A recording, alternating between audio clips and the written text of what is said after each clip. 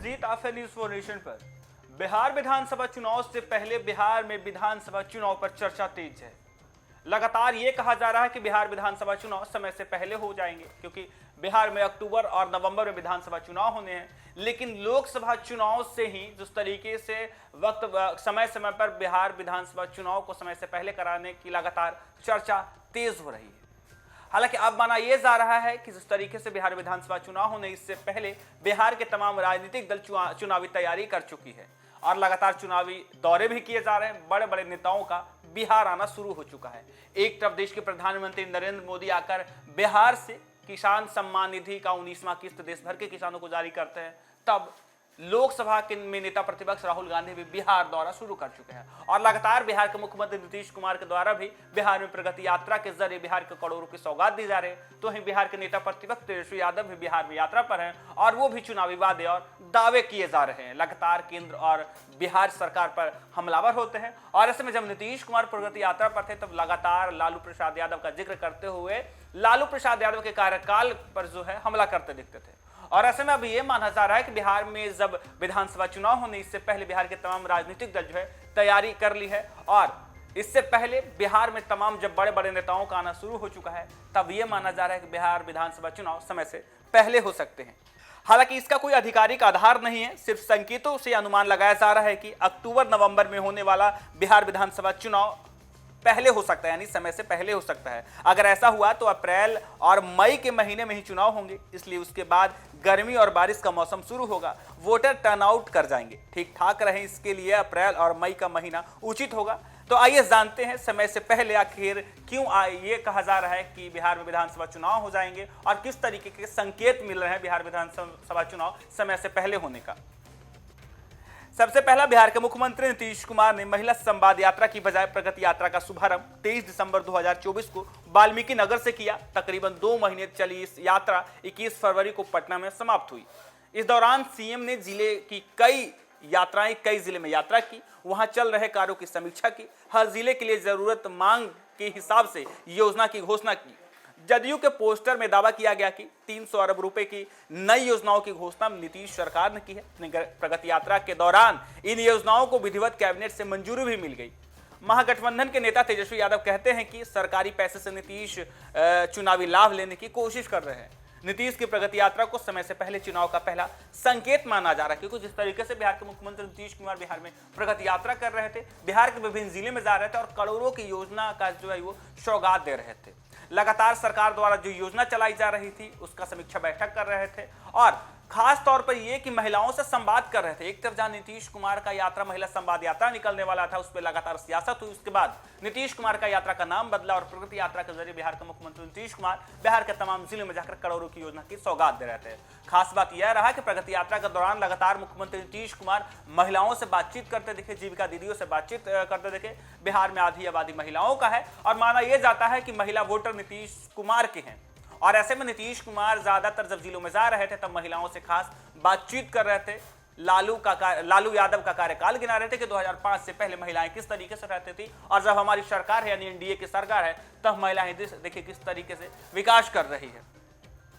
दूसरी ओर देखें तो एनडीए में शामिल पार्टियों के प्रमुख ने नीतीश कुमार के प्रगति यात्रा के साथ ही बिहार के जिलों का दौरा किया। जदयू, बीजेपी, हम आरएलएम और लोजपा आर के प्रदेश अध्यक्ष एनडीए के साझा दौरे में शामिल हो रहे हैं। लगातार बिहार के तमाम विधानसभा में एनडीए के घटक दल के साथ जो है बैठक की जा रही है, लोगों से चुनावी रैली की जा रही है और लोगों से संवाद किया जा रहा है। 10 जनवरी से हुई इस यात्रा के दौरान सभी दलों के नेताओं ने सिर्फ अपने कार्यकर्ताओं को एकजुट करने का मंत्र नहीं बल्कि साझा प्रेस कॉन्फ्रेंस भी किए। लोकसभा चुनाव में एनडीए में एकता का अभाव देखा गया, इसे भांप रही है एनडीए एकजुटता को प्राथमिकता दी है। इस बार एनडीए ने विधानसभा के 225 विधानसभा जीतने का लक्ष्य रखा है। इससे पहले 2010 में एनडीए ने 200 से ज्यादा सीट जीती थी। इसमें अकेले जदयू 115 तो भाजपा 91 सीटों पर अपनी झोली में डाल दी थी।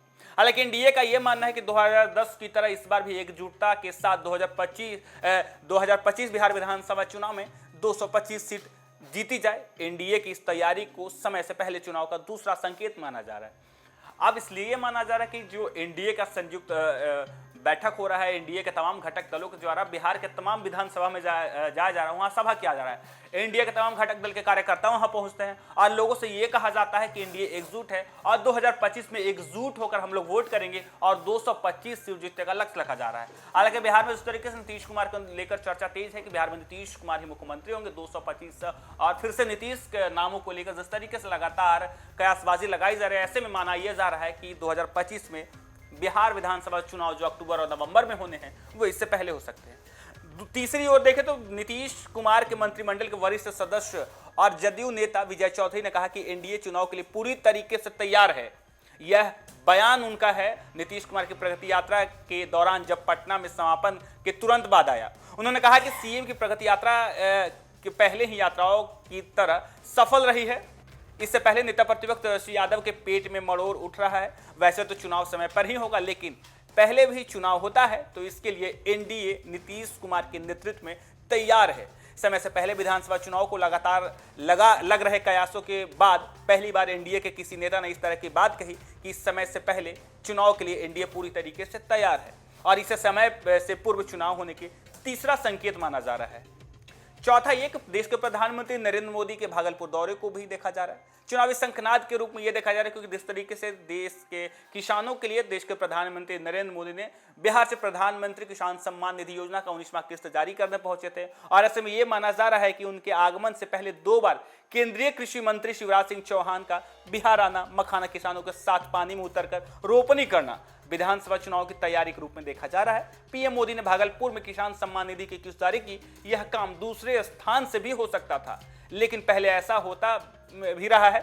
अब ऐसे में यह माना जा रहा है कि इस बार भागलपुर से किसान सम्मान निधि राशि जारी करने का फैसला समय से पहले विधानसभा चुनाव कराने की तैयारी का संकेत है। केंद्रीय कृषि मंत्री मखाना बोर्ड की स्थापना के लिए बिहार के दौरे पर तकरीबन 25,000 किसान मखाना की खेती से जुड़े हैं।